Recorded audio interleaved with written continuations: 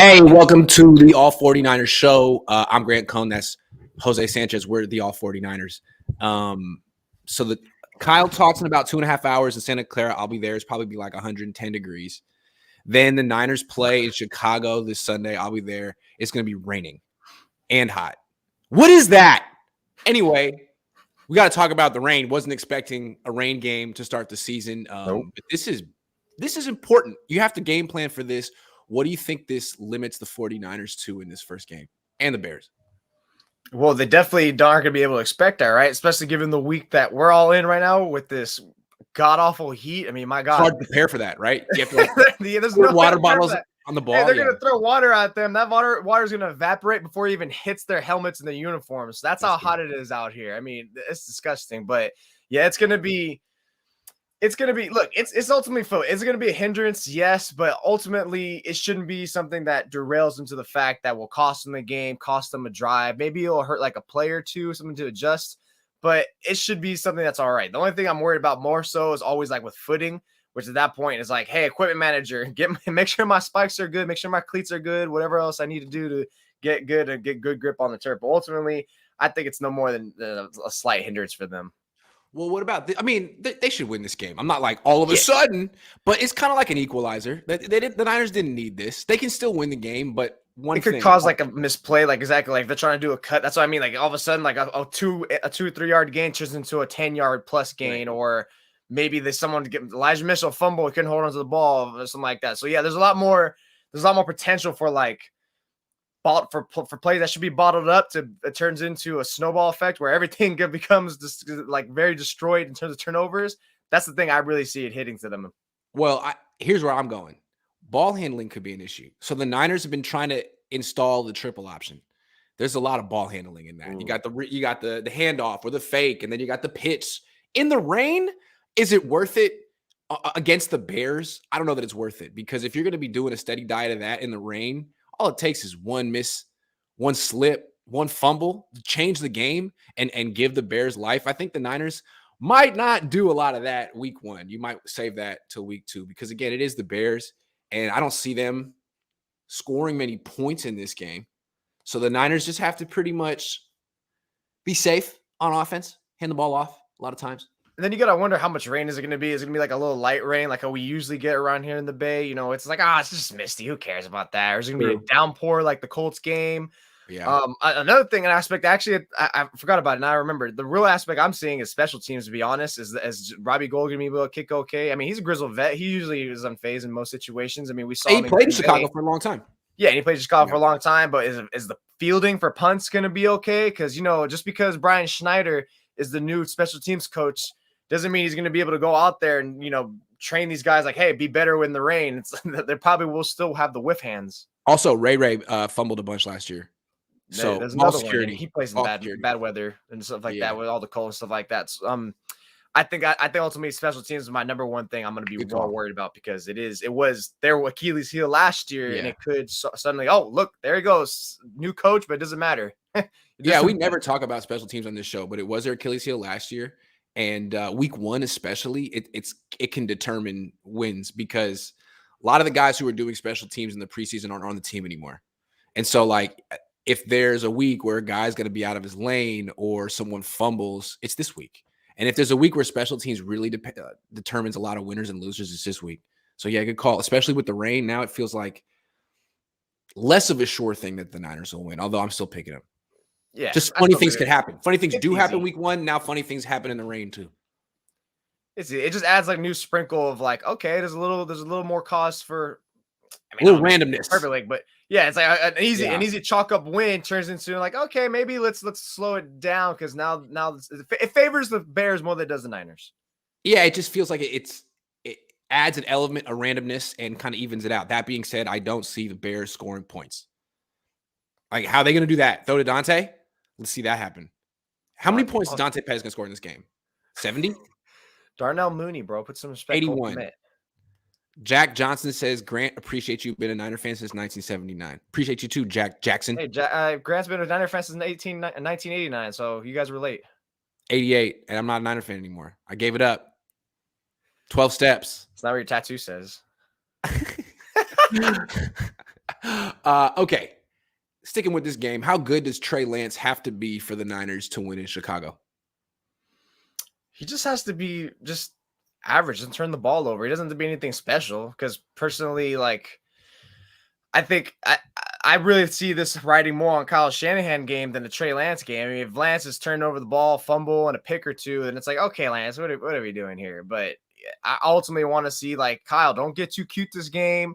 Don't put so much on his shoulders. That's essentially how I see it. If we're asking how good does he have to be, it's just execute the offense. Yeah. You know, you're playing against a weak team. This is something that should be like a good precursor, a warm up for Lance. I know he got like 16 throws in the preseason, but ultimately he still needs work. You know, this is something where you got to treat it. You don't want to like just throw it all on him until the first game. You know, we just mentioned there's rain involved, so that might play a factor. Just run the football like you know how to do. You know, control the clock, give him the easy throws with play boo actions, drop them back straight up for a few like deep throws if the rain permits, and then just let him have like an easy game. Don't do too much. Don't run him to the ground in week one because this is not a team that demands so much out of a good quarterback performance. Just a decent one. And take care of the football, and I think they should win. Yeah, he doesn't have to run 10 times for the Niners. Better not. He better not. If that's exactly then we're looking at the offensive line. Yeah, that's the way I look at it. Like, he doesn't have to run 10 times for the Niners to win this game. He doesn't have to throw 30 times for the Niners to win this game. I mean, really, the Niners should be thinking, we can win this game with Trey Lance throwing 18 passes, 20 passes, 21. And so what his job is don't throw a bunch of picks. Don't fumble. Don't make big mistakes. He might make one big mistake. It's his first start of the year. Okay, so will Justin Fields, but you can't make a lot because really they're not asking you to do very much. Hand off most of the time, make a few throws. And the throws that they're going to ask him to make, I'm thinking, I'm not in the room, but I'm thinking they're going to be safer throws. Yeah. Down the field, to the sideline, screens, not the 15-yard throw over the middle that Jimmy Garoppolo would do over and over that would get picked twice a game. I wouldn't expect that. So it's like they're going to put you in safe positions, ask you not to do very much, and say, don't lose the game. I think that's his job. Don't lose the game because I don't think he needs to be the reason they win it. How concerned? I mean, I don't know because, I mean, early, I know I was there for the first Debo appearances and then preseason. How concerned are you with the Trey and Debo connection? Because I've been writing that a bit. Like, I know maybe it's probably more updated in the last 2 weeks, but that's the thing I'm concerned about, especially seeing week one, if they're going to really try to connect on something like 10 plus yards throw, because it's easy to get the Jimmy Gimmies, we call it. The Lances are going to get those throws, but what about like when it really determines on the quarterback to make his throws? Like, I'm not worried about with Ayuk or Kittle. It's the Debo connection I'm really worried about. Good question. And the way it looked in preseason, I wouldn't expect it to be magically great overnight. It's going to take time. Mm-hmm. I think it'll get there, but week one, the problem they have right now is Trey and Debo haven't really established what they do well together. Jimmy and Debo established that. So for Trey, it's like, okay, well, we can hand off to Debo. We can throw screens to Debo. What else? Not really going to be throwing a lot of slants and digs with Trey right away. Those are dangerous passes over the middle. No reason to do that. So, okay, what else do you do? The deep over route on play action. That's okay. So deep shots, essentially. That's what we're seeing. A lot of deep shots. Deep shots. And it's like, I don't think that's Debo's route. Exactly. He's a yards after the catch guy. So the intermediate and short game is kind of not there right now. It's like the running back stuff, the screen behind the line of scrimmage stuff, and the deep stuff, and they're trying to figure out the rest. I wouldn't expect that to be there week one. And again, I don't think it needs to be. Like, they can win this game throwing 11 passes. They can win this game throwing 9 passes. I think they could probably win this game throwing 9 passes. That should be the goal. Just that, like, embarrass teams that way. We didn't even throw this week. We didn't have to. Maybe we'll throw when we have to. That's the mission statement for this team. Throw only when you freaking have to. And that's not even necessarily 3rd and 5. You can run on 3rd and 5, get to 4th and 1, run again. I'm saying. I just want to see something where, and that's the way I circle back to Kyle Shanahan. I put this more on Shanahan for how good does he have to be versus Lance, is because last year, they were steamrolling the Lions. And then suddenly, I know it was a lot of defensive collapses, but there was a way of handling of the game that you could have done better in terms of, sustaining possession, and especially with the injuries, ensuring you don't have your stars out there and such. So I just want to, hopefully he just knows that, hey, let's not get off to that crucially slow start. And hopefully I don't ruin the game at the end. I don't choke it in the end to make him a close game. The way I look at this Niners team is everyone focuses on their offense because it's Kyle Shanahan, but they're a defense team. The star of the team is defense. They put most of their resources into it. D'Amico's really good. They're going to win this game with their defense. So the job most weeks for the offense is don't screw it up. Don't lose. Don't commit a bunch of turnovers, run the ball, like control the clock. I think they can probably do that in this game. I think the offense, Trey, all of them cannot lose this game. That's the job. Even if Trey has a couple picks, I think that defense is good enough to like all right, we're gonna go suffocate Justin Fields all over again, David Montgomery, because I'm not sure who they have that's gonna threaten anyone on that defense. And I think the offensive line, I mean, I don't even know who the hell's offensive line. I think it's a bunch of young cats or something like that. So 2 picks might not be great though. And again, the picks might be like, and it depends where it's at too. Of course, that's what I'm saying. Also, if the pick is like, well, it was tipped off a player's hand, okay, well, that happens, bad luck. But I don't put that on quarterback. If Kyle asked Trey to throw a bunch of passes over the middle and a couple sail and get picked, then I'm going to be like, well, what the hell, Kyle? That's exactly what I'm talking about right there. What are you talking about? Yeah, so it depends on how they If the running game's your baby, why don't you run the ball? I think at that point, it'd be like trying to prove like, look, I got this young quarterback. He's got like 0 negative starts, so let me go play and run him out and show you I can trot out with him in the rain. Yeah, see, I'm more concerned of Kyle Shanahan doing something like that than Trey Lance losing the game.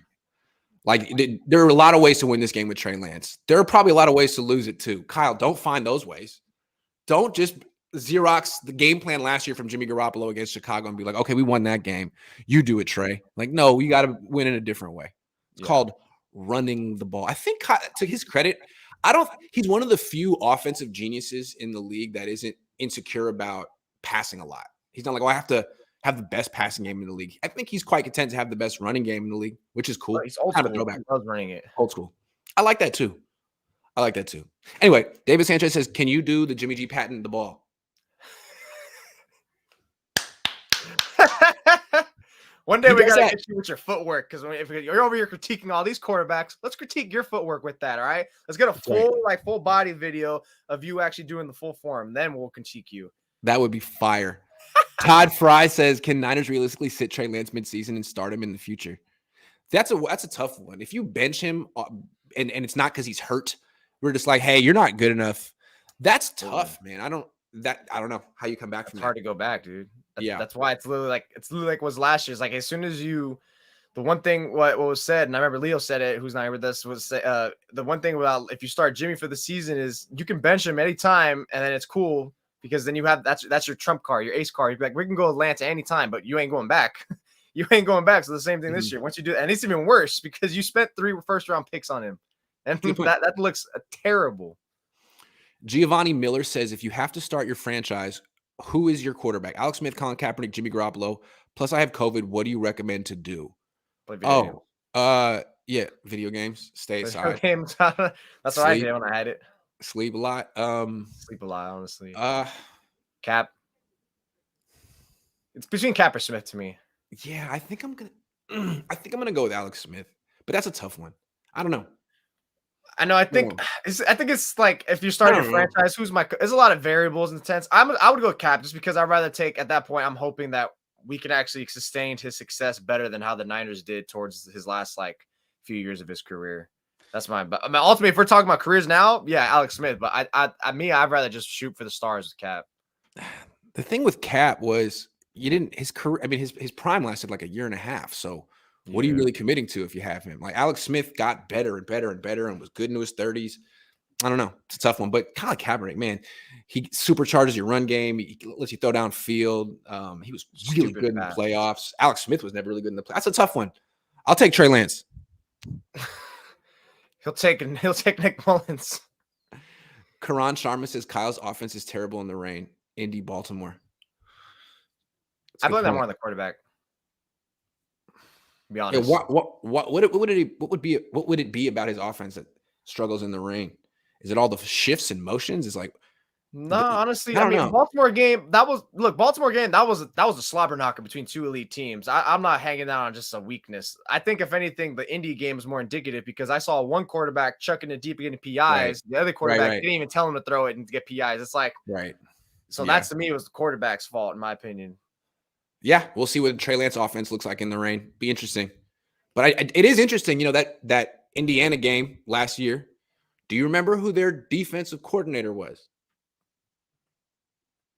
I don't mean to put you on the spot. It's Matt Eberflus, who is the head coach. Oh, right. Yeah, I said of the Bears. That was a trick question. So anyway, I don't know if Eberflus is a good head coach, but he's a very good coordinator, and he's faced Kyle before and had success with a different team.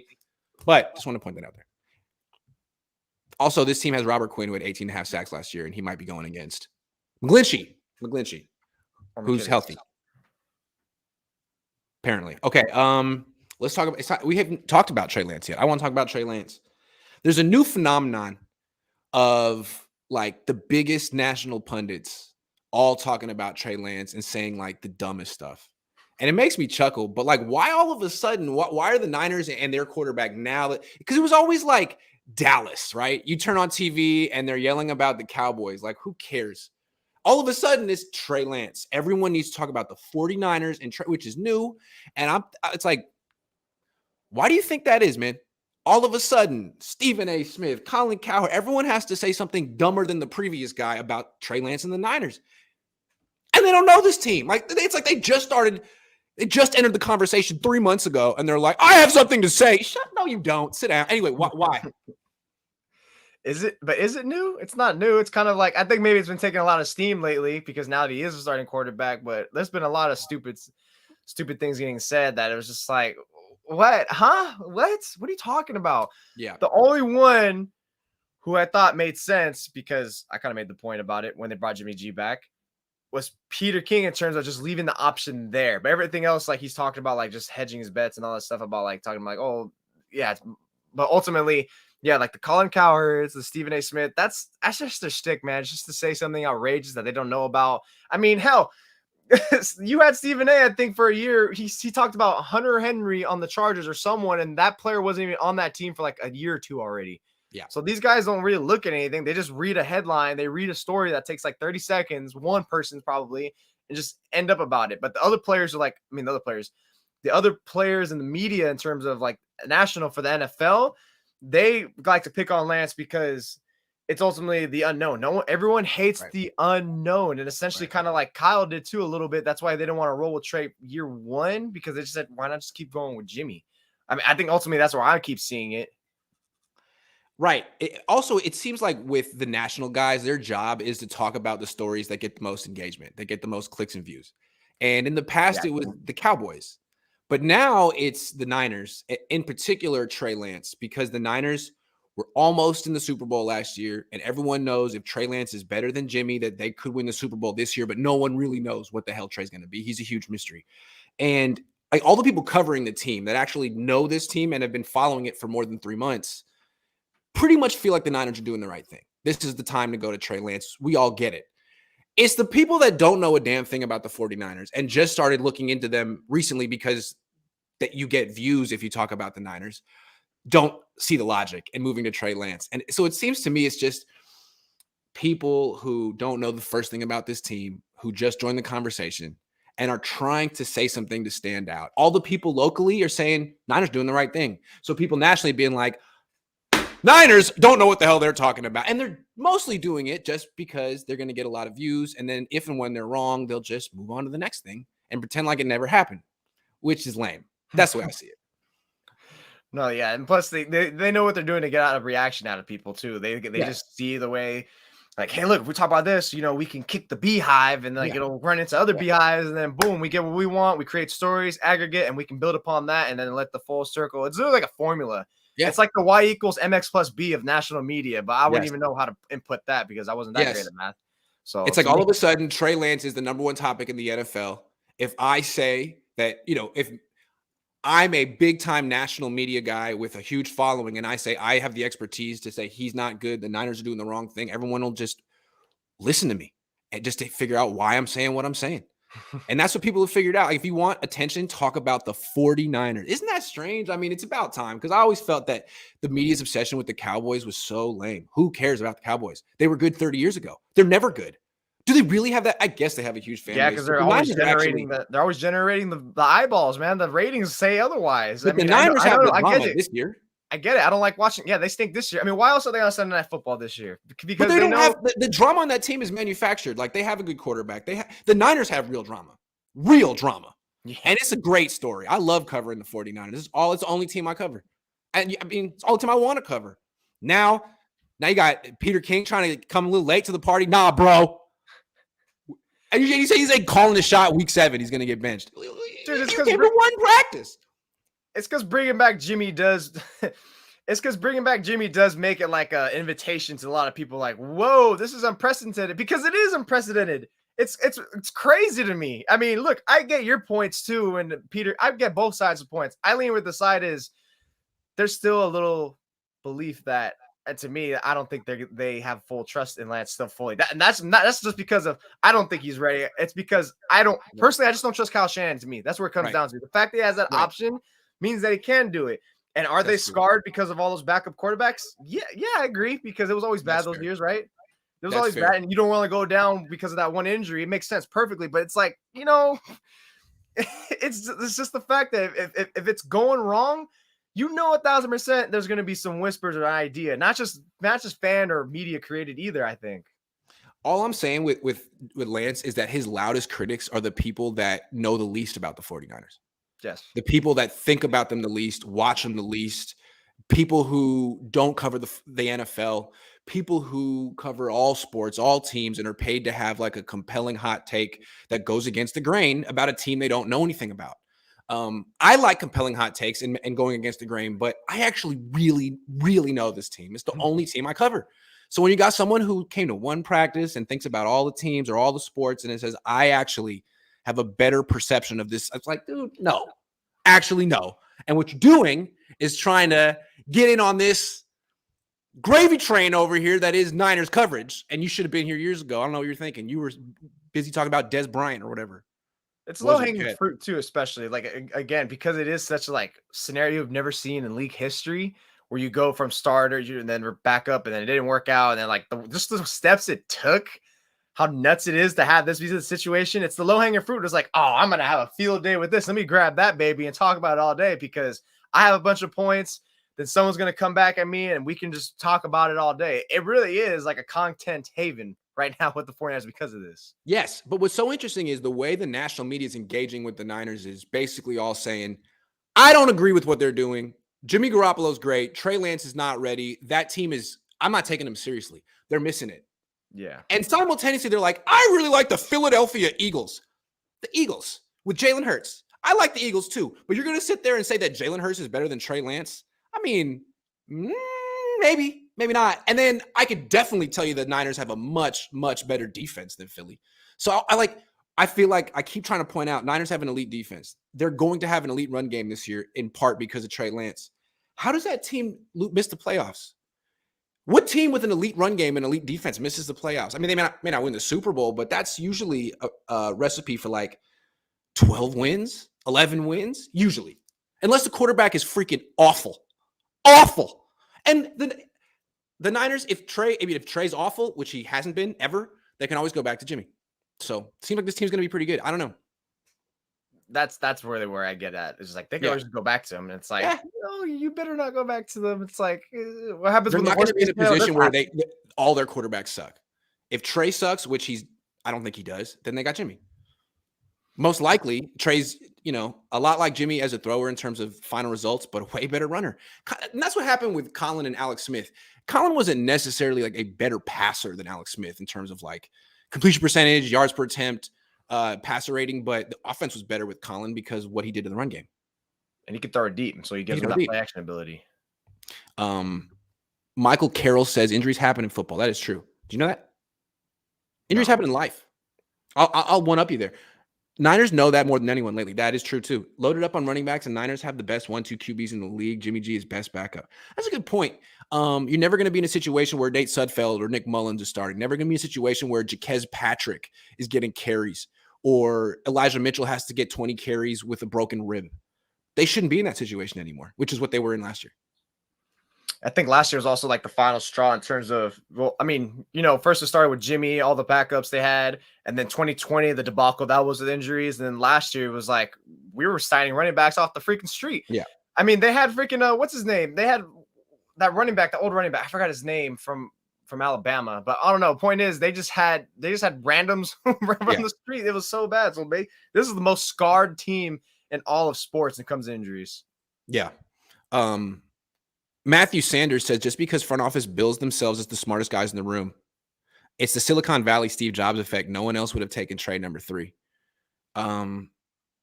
Supposedly the Falcons were going to.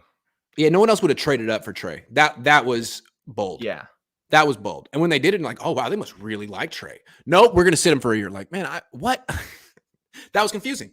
And that opened the door for people to say they didn't like him. Young Jay said, went back and watched Mahomes 2018 preseason. He played extensively and was kind of shaky, but got better with reps. Why didn't we do the same with Trey? You know what? That's very interesting. Let me go back and look up Mahomes' numbers from the 2018 preseason. It'll take me. You get reps and you play well. Eventually play well. Crazy's concept. 2018. Okay. Kansas City Chiefs. Boom. Okay. Patrick Mahomes, you're right. He threw 43 passes in preseason. And his quarterback rating was 103. Lance threw 16 passes. That's a really good point. Good point, Young Jay. I don't quite understand why he wasn't given more reps, but I guess it's kind of old school to play your starters in the preseason. I don't know. Good call, Young Jay. I'll tell Kyle that he messed up. I'll be like, hey, Kyle, by the way, Young Jay and I disagree with your approach to preseason. Matthew Sanders says that team misses when the circus comes to town. I don't get it. Who comes to town? The circus? Seattle? I don't get it. Flav says, don't understand how you can say Trey has never been awful, but you watched the Arizona game. He was horrendous, but you got excuses lined up for days. I love horrendous. I didn't think he was horrendous. He went up again. It was his first start ever. He was playing an undefeated team on the road. They were in it till the end. Yeah, right to the end. Kittle didn't play. Elijah Mitchell was on a pitch count because he was hurt with 9 carries. They averaged more than 5 yards a carry. Kyle called a ridiculous game. He wasn't great, but it was his first start. I thought he was not horrendous in that game. I think I gave him a C+. If I remember correctly in my grades. Whatever. He wasn't, considering the situation, he's pretty much thrown in the fire. Yeah. He hadn't gotten first team reps since training. Now he didn't, not even. He got like 1 series of first team reps in training camp. He hasn't practiced with those guys. Because remember that year, he was pretty much practicing with the backups and the scout team all year. Can you imagine what would happen if Kyle said, hey, Jimmy, you can only hand off 9 times in this game. Go get him. Like, that would never happen. And you have to run 16 times on your own. He would lose. The best throw is the handoff. Yeah, I mean, they didn't use Trey like that. They're never going to ask Trey to run 16. What do you run 16 times? They're never going to do that ever again. He's always going to be able to hand off 30 times. Yeah. Keneal Mason, because they have running backs. Keneal Mason, what's up, Keneal? I think we'll play smarter. I can't read. I think we'll play similar to North Dakota State in Trey's first year starting. Run the ball, 15, 20 throws a game with a few deep shots to keep the defense honest. It's always the smartest way to use a young quarterback is make it very similar to what he did in college. And maybe that's why they drafted him. Like, he has no ego. It's not like he said, I got to throw. A lot of quarterbacks want to throw the ball. This guy is cool handing off the ball. He doesn't have ego like that. Just saying. And eventually, when you start making those throws, you start trusting them. Then you can try to have like a little shootout when you know you have to. Yeah. Go back and look at the game logs for Tom Brady when he was in his first year as a starter. He wasn't throwing. Handoff. Yeah, man. He was a game manager, and he built from there once he showed that he was a good game manager. Excuses for days. Look, I'd get it if Trey Lance was like a 6-year starter like Jimmy G was. We'd be slandering him. But this guy's barely starting. You got to have a little bit more of a room for error, a tolerance point. It's not excuses. You expect someone to be A+ on the job to come on? Let's be realistic. Let's not be a hater at this point, because this is all it's coming out to be, Flav. Yeah, you're being a hater, man. I mean, Jimmy Garoppolo's quarterback rating last year was 98. Trey's was 97. So as a passer, Trey was right there with Jimmy Garoppolo. But then when you put Trey on the field, I have numbers showing that the run game was significantly better. Mm-hmm. So the offense mathematically will be better with Trey as long as he's healthy. And look, even with other rookies and young players, we say like, yeah, it's like it's looking bad for him, but like, hey, he's picking it up. We give this, like, we're not even tight with the other rookies. At least we're consistent with other guys. That's where I get at. It's like, all right, we got to speed this up a little bit because I got to get down to Santa Clara. Matthew Sanders says, Grant, you asked, how does a great defensive and running team miss the playoffs? A, when they get bogged down in rumors and drama, i.e. the proverbial circus. Oh, it's my fault if the Niners miss the freaking playoffs. Yeah, it is. Yeah, it's my fault. #, I've been pumping this team up the last couple of weeks. Ever since they brought back Jimmy, I'm like, you know what? I don't see how this team is getting faded. The NFC's down. This team is pretty, I don't know. Jacob Mayhew says, Flav said he wants Trey to succeed, but says it's BS. Imagine trying to validate for a bum like Jimmy. Dude who never improved over his whole career. Yeah, I don't understand that, man. The team wants to run. Jimmy doesn't help running. As a passer, he's mediocre. That's not a quarterback you want. Give me, you know what I mean? It's the same situation that's happened in Tennessee, except Ryan Tannehill's better than Jimmy Garoppolo. And they're still not happy with Tannehill. They're like, you know what? We've given you a shot. We want to run the ball. We got Malik Willis. So it's a matter of time before you're out, bud. Callie says, what's the harm in reserving judgment of Trey until he has some games under his belt? This is like saying the new kid is stuck up before you even speak to him in high school. Exactly. That is true. Good I analogy. don't like his face. Have you talked to him? No, but look at his face. I hate that. He wears his hat a little too much to the side than I like. Yeah, I hate people that wear their hat to the side like that. That's what it's kind of like. All right, 2 more topics. These are just projections. Who do you think will have a sophomore slump? And I'm not saying a guy who's just going to be, who was good last year is going to be bad, but a guy who maybe had a big role last year and it gets cut down for whatever reason. And maybe he thought he was going to become a star this year, but has to sort of get humbled a little bit before he takes that next step, a la Brandon Ayuk last year, who did have a good year, but it was rough at first. He kind of started off in the doghouse. Who do you think that guy could be? Oh, without a doubt, I got Juwan Jennings because especially the way it sounded good in OTAs. I mean, I know it's just OTAs, but at some point you're kind of like, yeah, that's cool stock. And I mean, I think you said like Jennings was being solid too, right? So that even like, okay, so that's more Jennings stock right there. You know, second half of the season was solid for him. Wasn't great, stand out, but impactful. And then training camp, where'd he go? What do you do? Preseason, nothing. He dropped some balls. He dropped a lot of balls. He's a possession receiver who dropped a lot of balls. And they're using Danny Gray a lot. I think Danny Gray is they're kind of neck and neck right now with each other because Danny Gray suits more of the skill set with Trey Lance and will open up more of the offense than Juwan Jennings can do. So to me, and plus Charvarius Ward, when he hyped up Juwan Jennings, he said, "Oh, Jennings is better than what I thought it was." That's what I was like. That's when I also was like, "Oh, okay, that sounds good. That's more stock in my ear." So to me, I think now I'm kind of shorting him right now. I think he's going to be the one that really takes that dive. I think Jennings is in his 3rd year, but it's okay. Oh yeah, you're right. But his first year is pretty much a wash. That's true. That's true. Oh, that's a good answer, and I think you're right because Ray McLeod has a role in this offense. This is going to be another one. Yeah, this is going to be a team that runs 30, 35, 33, 34 times a game, and he's going to get a couple carries. Danny Gray is going to get a target or 2 deep. So this rolls for these guys, and Jennings is like, when are they going to call your number? Over Debo, Ayuk, or Kittle. Like, why? So, yeah, that could be one. And then another. I want to be real clear with this. I'm going to say Elijah Mitchell, but I think he's going to have a good year. I think he's going to average over 5 yards a carry. I think all the Niners running backs are going to average over 5 yards a carry. But he had like 20 carries a game last year. And if he thinks that he's going to all of a sudden get more and be featured and be a Pro Bowler, he might be disappointed. I think he got all those carries last year because everyone else was hurt. And there was no choice. They had to run the ball. Who else? You know what I mean? And it's kind of like with Ayuk when he was a rookie. Ayuk got a bunch of targets as a rookie, but Debo was hurt. Kittle was out. There was no choice. And I think he thought, well, okay, I'm going to take the next step as a sophomore.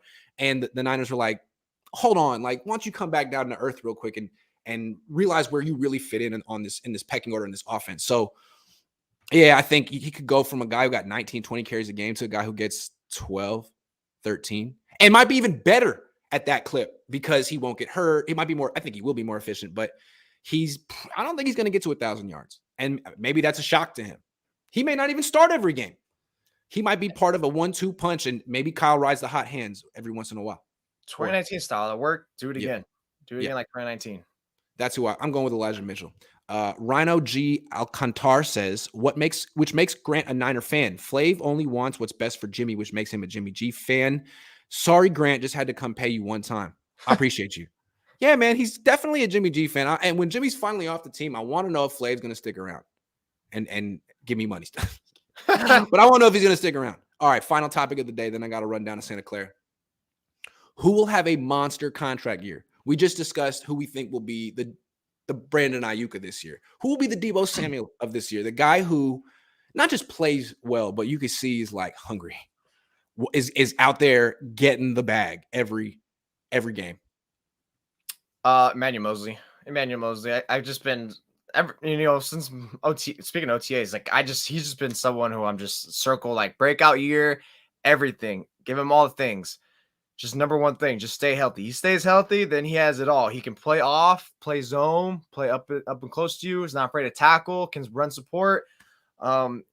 I don't even think it's far-fetched to see him as an effective blitzer because I think D'Amico Ryans likes to actually use the outside corners for blitzes on occasions. So to me, I think he can do it all, and he can match up with the best of them. I've seen him match up with Devontae Adams in good coverage, and while Adams beat him, the coverage was great. You know, you're just getting beat by the best receiver and the best quarterback in the game. Yeah. So to me, you weren't afraid. You stuck out there. my God, you have great potential and you have great attitude because you got to be confident as a corner out there, which is something that Akilla Witherspoon never had in all those years. That's why he always got beat. He just was there, just couldn't make the plays. To me, E-Man is the guy who's going to be the one that has it all. He's got to hope together those loose ends with his injuries line this year. Then he'll be fine. All right, I'm going offense. Good answer on defense. I agree with you on defense. He showed it in camp. On offense, Jeff Wilson Jr. I'm a big Jeff Wilson Jr. fan. And the thing with him is he does get hurt and miss time. But, in 2020, he ran the ball 130-something times. That's decent. And I think with him, we've seen that Kyle really likes him. There's a role for him in this offense. And last year, he was hurt. So throw out last year. Go back and look at 2020. He led the team in touchdowns. He got about 11 carries a game. I think he's going to get about 11 carries a game this year to start. And I think if he gets 11, maybe Mitchell gets 12, because then Trey Lance is going to get 8, and then Debo will get 3, and then Ray will get 1. So they may have to split carries. And depending on how that goes, Jeff Wilson may take more because Mitchell's been hurt all offseason. Not all offseason, but most of the offseason. He's healthy now. Yeah. But Jeff Wilson Jr., if you don't remember, go back and watch him in 2020. He runs really freaking hard. He's bigger than Elijah Mitchell. He runs harder than Elijah Mitchell, and Elijah Mitchell runs hard, and he's a better receiver than Elijah Mitchell. They're both really good. I think they're both going to probably average like 5.2 yards a carry this year, but I think Jeff Wilson Jr., he's in a contract year. He already plays hard. This guy is going to be on a mission to get paid, and I love betting on players like that. And he flashed 26, 27. This is it for him. 2019 too. So everything's just been kind of like stacking and ascending for him. Oh, so the next step would be a nice monstrous year to have. Not like 1,000 yards, but the one like he had 10 touchdowns just 2 years ago. I think in like 12 games. I like Jeff Wilson Jr. He's good, and what's cool about him too is like in that formation, the pistol where you have Debo in the back and Jeff Wilson to the side. If you want to hand off to Debo, Jeff Wilson can block. He's such a ferocious physical player. He's shown it before. I'm getting a jersey. 22. Just add that to your 49er tattoo on your back. So you got the Niners logo right here, guys. He has it, guys and gals. He has it right here. So he'll just put the Jeff Wilson 22 right under it. It's true. But this is for life. Niners fan for life. Do you have any tattoos? No, me neither. No, I'm too scared to do that. Me too. I always thought I would, but it just never panned out. I always act like I have some type of like philosophical reason against it. I don't. I just don't want to get either. I just don't want. Nope. I just maybe don't know one day I'll be like, you know what? I need 6 hours of a guy like pricking me with the needle over and over and over again. That's what I need emotionally. I don't feel that way right now. Maybe one day. Maybe one day. I'm sensitive. I bruise like a peach. The Hootie says Kyle couldn't even teach RG3 how to slide. If he can't improve, Trey says it more. Can't improve Trey. It says more about him. Trey, yeah, man. Like when I point out the mechanical stuff about Trey, I'm not trying to critique Trey. I'm trying to like call out Brian Greasy, being like, dude, this is your pupil. What are you doing? Well, how are you making this better, Brian? He's all like, well, it's my first year coach and I got to figure it out. Figure it out right now. Lots of stake. Brian. I don't think he likes They didn't me. bring Brian and work on him like that, did they? What? They brought him down to be the mental coach. I thought that sucks. To me, I thought they brought him to be the mental coach. Look, man, I think the reason they brought him to the team, they drafted him over, Justin Fields, is that they liked his mental approach. You either had Justin Fields, who had good mechanics, but questionable. I don't know. People question something about him. It was definitely his maturity. They never really were specific, and I don't understand why, but there were those critiques. It was not his athleticism or his arm. With Trey, it was like, oh, he's so mature. He's so just, it's like, okay, great. Well, he needs help with accuracy. Who you got? Rich Gangarello? 0 for 1. Brian Greasy, your turn. I don't know. They work on footwork every day, but so far, we'll see.